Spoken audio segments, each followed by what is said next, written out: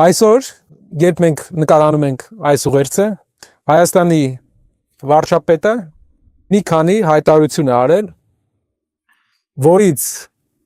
մեկը կապված է խաղաղության հետ։ Նա ասել է, որ նա բերում է խաղաղություն Հայաստանին, սակայն նա մոռացել է մի բան ասել, որ նա այդ խաղաղությունը բերում է 3 պատերազմ հետո։ Նրա ժամանակաշրջանում է եղել Հայաստանում ամենաշատ պատերազմները եւ նրա բանակցային ոճն է, որ բերում է պատերազմի միայն։ Եթե ուզում ենք տեսնենք, թե մարդ ինչպես է բանակցում մեր սահմանակից երկրների եւ հակառակորդների հետ, պետք է հասկանանք, թե ինչպես է նա շփվում եւ ինչպես է նա